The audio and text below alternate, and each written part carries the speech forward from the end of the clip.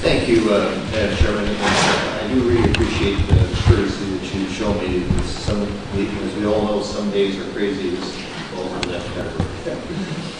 I'm pleased to be here today since hydropower has such a profound and direct impact on my area in the Pacific Northwest, and also for that matter throughout the nation. The goal of today's hearing is to expand so-called low-impact hydropower. There are indeed opportunities to accomplish this task through efficiency upgrades at existing facilities and installing more hydropower at canals and pipelines. We should examine how the legal, administrative, and financial barriers have kept us from realizing this potential. More importantly, we also need to focus on protecting our existing hydropower resources that have helped in large part create the West, win world wars, and fuel our economy. The current hydropower system is being attacked by 1,000 cuts through never-ending litigation, court-imposed policies, and regulatory regimes. To dream of how more expensive tidal, wind, solar, and incremental hydropower will make up for the loss ignores the reality of diminishing conventional hydropower resources. Existing federal hydropower facilities have kept the lights on and powered our farms for generations, yet they are under constant assault.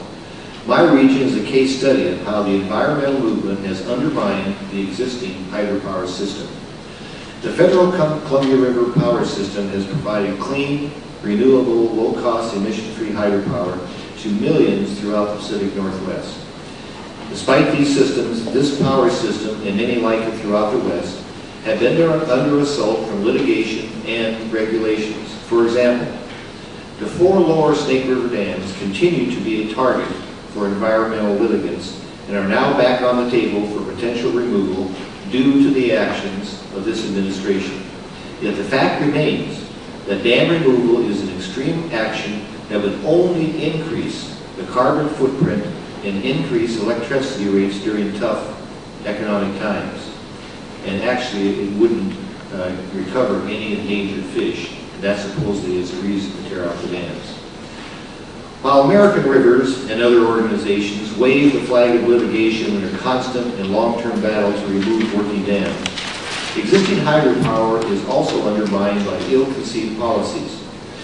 Despite the fact that the Northwest Fisheries Service Center found that juvenile fish transported in barges resulted in significantly higher adult salmon survival rates, federal agencies continue to bypass these hydroelectric turbines and instead spill water. This does little other than increase reliance on more expensive fossil fuels and drive up electricity consumer rates, at the same time really not helping fish. Existing Northwest hydropower is also being negatively impacted by regimes to send more wind power to California. The federal hydropower system has been used to back up intermittent wind generation, but that system obviously has limits. In fact, when wind velocity exceeds forecasts, the Bonneville Power Administration is forced to spill water and lose hydropower generation. This harms existing hydropower resources at the expense of Northwest ratepayers, but to the benefit of California with their wind power. So, Madam Chairman, I know I took on California for you, but I appreciate the witnesses being here today.